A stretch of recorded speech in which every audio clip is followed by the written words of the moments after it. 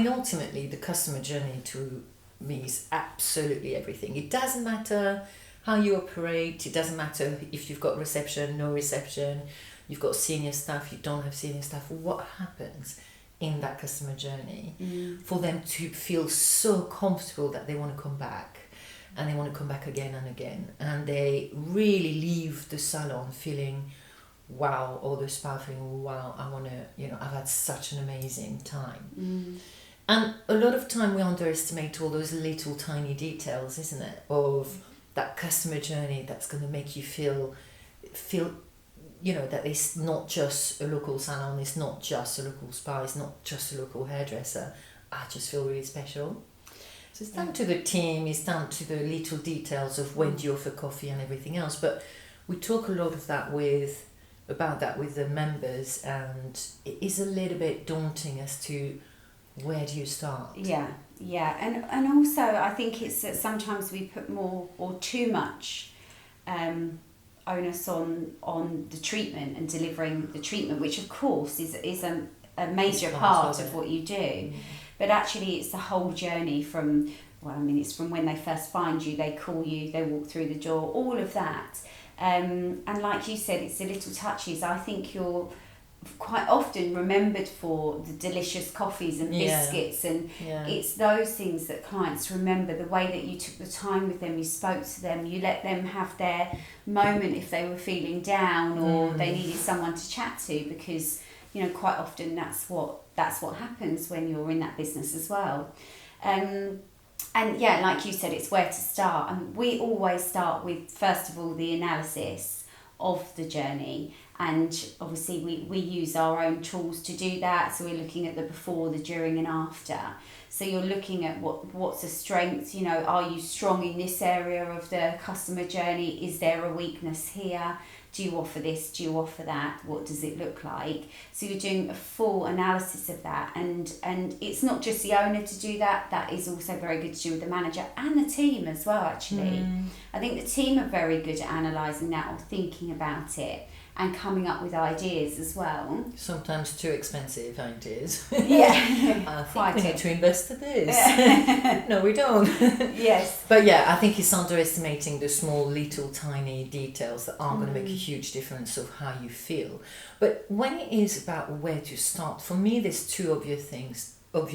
It's number one, when was the last time you kind of came in with your hat off I'm a customer, I'm not here as an owner, just put my hat as a customer, what do I see, how do I feel, how I'm made feel, and I think that's really important. But also mystery shops, and mystery shops perhaps with people that are not in the industry, so they are giving you a much more, the only issue about having friends or family or whatever to come in for mystery shops, oh my god, that was so lovely, which is great. That's what you want to hear, because they're grateful, but you want to hear the good, the bad and the ugly in some ways. And what is it that was the change of it. But to me, they're two quite key things, really, that if you're going to start somewhere, start as, how do you feel as a customer?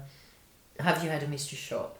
And then start analysing it from a different perspective, isn't it? Because it definitely is a feeling, the customer journey as well, isn't it? It's not just, are the toilets easily accessible? Is this, it's not just that. It's the feeling that a client gets when they call up, when they look at your website, when they walk through the door. You're creating that feeling. Is it a warm, safe space, and everything else that comes with that? But from start to finish, so it goes down to, or goes on to, as they leave, what happens as they leave, what's the process, who does what, and does that work, and are they looked after in the very best way and consistently? That's a huge key though, isn't it? Yes. But how do you deliver that consistently if you are busy? For example, we're seeing a lot of owners at the moment that are mega busy, and then suddenly the customer journey can suffer a little bit because it's that busyness and that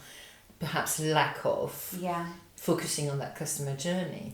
But I think to me is just, you have to revisit it all the time, every quarter at least, definitely every year.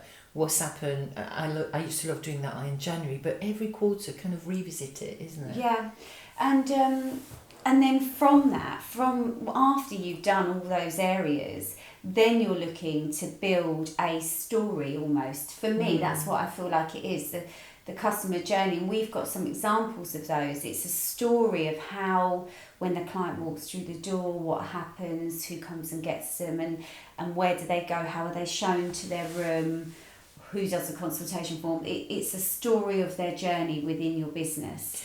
But I think that's what's confusing, isn't it? Because a lot of time our clients are telling us, well, yeah, but that depends on if he comes for this, or maybe they're having a haircut first, and and it's like the confusion of having too many examples to tell us, and therefore they're just not putting themselves on a perspective of customer journey, isn't it? Yeah, and there's another element to it as well, which is you might know what you want the customer journey to look like as an owner or a manager. But more often than not, we find that the team don't know what the customer journey is.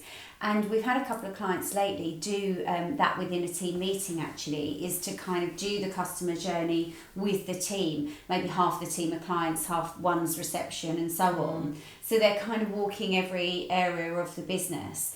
And also it's quite nice to ask sometimes your team member to come in and be treated as a client. Yeah, for sure. And to see the feeling that they get.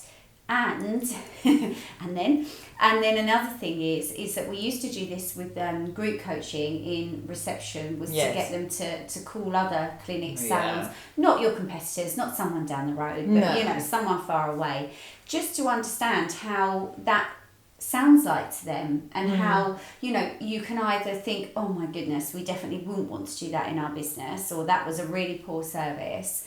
Or actually, that's a really lovely idea. We don't do that. So, I mean, if you've got a budget, why not? Maybe not the whole team, but sometimes with a budget, we can invite them to go and have a treatment somewhere else.